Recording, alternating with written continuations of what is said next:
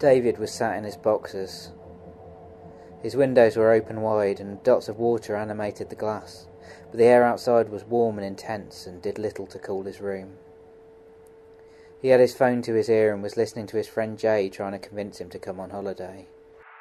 "Just come," Jay said. David pinched the bridge of his nose. "I can't afford it." "Doesn't matter, you have to come." "You're not listening. I haven't got the money."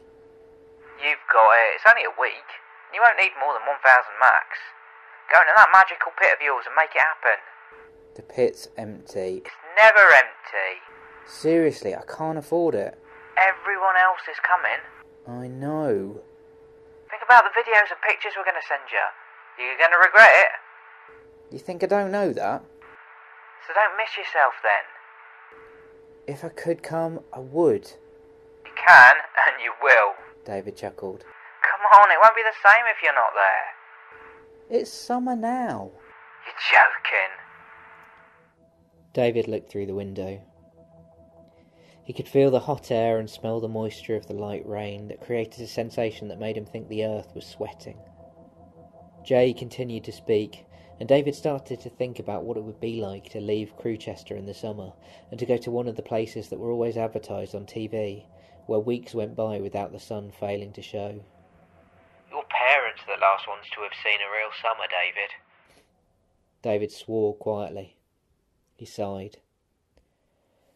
"You guys are going to ruin me. All right, I'll see what I can do." Jay cheered. "Finally! I'll send you the details again. Let me know when you got your ticket. Don't let me down." "Okay, go away now. And stop leaving me voice messages. This isn't the 90s. Jay laughed. David ended the call. He stared forward for several moments before lifting his phone and opening the Your Bank application. He booked a 15-minute appointment for tomorrow afternoon in room 4. He lifted his phone and said, "Turn off." The phone screen darkened and shut down.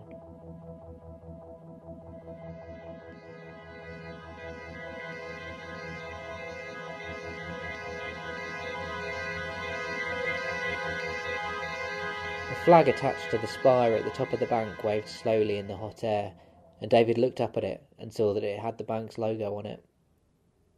The streets were busy, and he was forced to move slow as he approached the building that was once a church. Its exterior had been painted white, but it still had its Christian architecture. Inside, the ground was white marble, and the furniture was transparent. Opposite the meeting rooms, on either side of the floor, people were sat on rows of see-through, cushionless chairs. David looked up at the ceiling that narrowed as it reached the base of the spire. It was that high that he felt dizzy once he looked back down. As he walked, some of the other visitors turned their heads back and glanced at him. No one was smiling, and there was little conversation. He walked to the attendant, who was standing behind a tall white desk with 2 security guards on either side. Behind them there were a few tables where other attendants were talking to customers. Their interactions were short, and customers left the tables after a few minutes to then wait opposite the meeting rooms. "I have an appointment with my account," David said. The attendant pressed a button on the surface of the desk and gestured for David to put his hand on the digital circle that had appeared on it. David did. "You're in room 4. There's someone in there, but they'll be out in a few minutes." "Thanks," David said. "I want to change the setting of my account from critical advisor to impartial as well." "You can't do that here. You have to change settings with your account directly." David stared at the attendant for a moment. The guard stared back at him. He turned around and found a seat. After a few minutes he saw the door to one of the rooms open and a woman walk out, rubbing her eyes with her wrist while holding a linen jacket in her other hand. As she moved forward, she tripped over the trailing sleeve of her garment and hit a chair.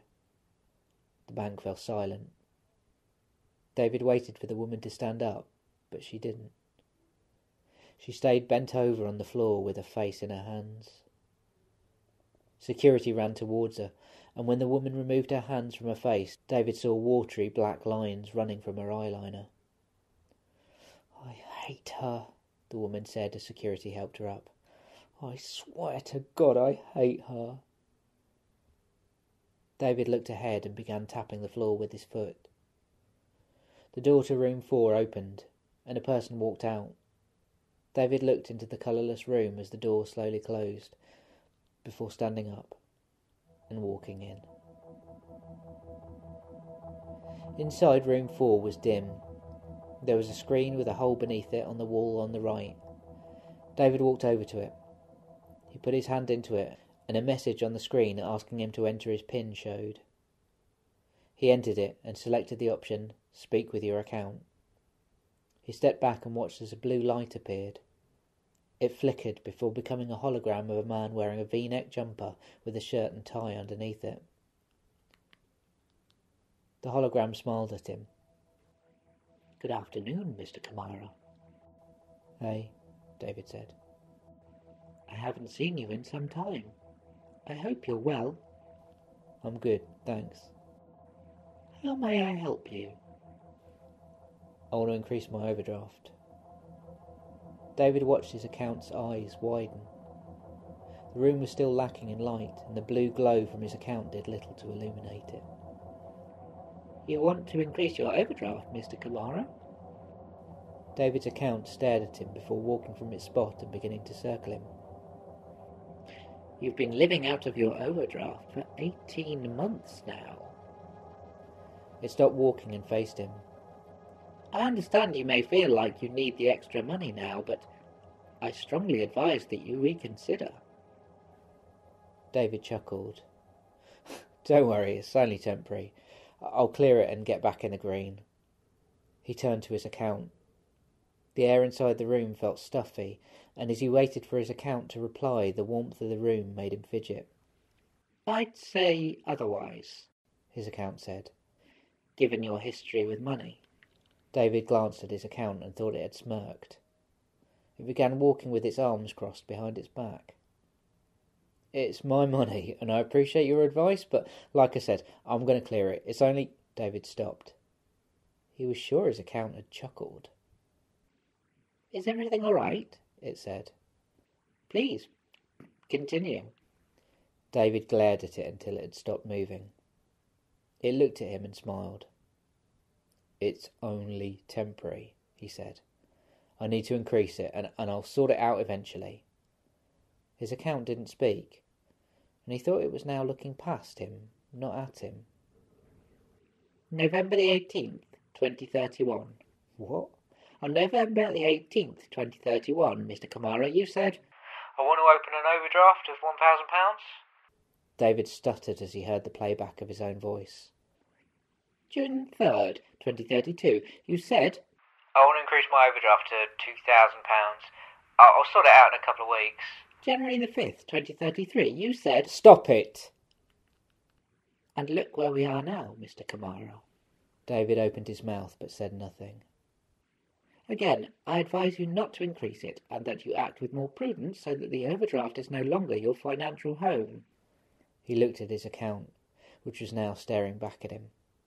It was exactly the same height and build as him, and watched him in a way that he thought was unnatural. He looked at the floor.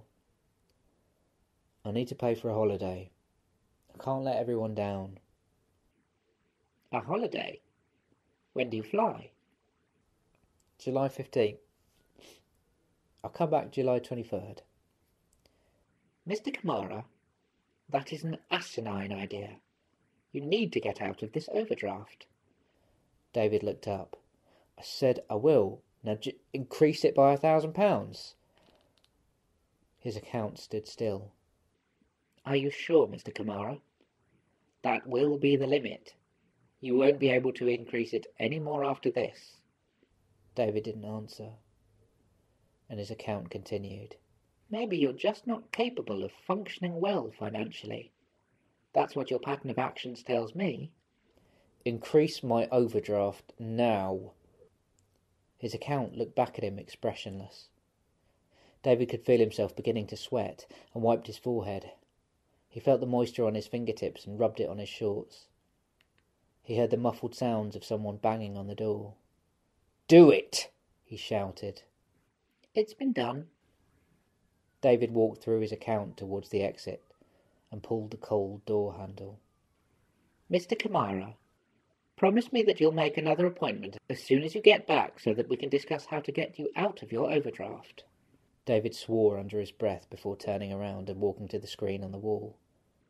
Mr. Kamara, David, please. You set me at critical advisor for a reason. Let me help you. Be quiet. Promise me, David, that you'll see me when you come back. Change your setting to impartial. David's account stood straight. Setting impartial. Will that be all, Mr. Kamara? Yes. I hope you have a lovely day. David took his hand out of the slot and watched his account disappear. There was a woman standing in front of the door when David walked out. About time, she said. She brushed past him and walked into room 4 before slamming the door. David looked at the few faces that were silently watching him. He walked past them to the transparent water dispenser that was near the attendant's desk and filled a cup. He opened the message Jay had sent him that linked him to the flight he should get. He hesitated for a moment before buying the ticket. He texted Jay, and Jay responded immediately. You're the man. Just wait till you're somewhere that isn't caught in an eternal downpour for once. You're going to love it. David filled another cup and saw security watching him. You all right? One of them said. I'm good. He took a sip of his water and overheard a woman talking to an attendant in the space behind him. What other settings does my account have? She said. David listened as the attendant explained. Okay, the woman answered. I'll change mine to a critical advisor then. I need someone to keep me in check. She laughed. David downed the cup of ice-cold water and walked out.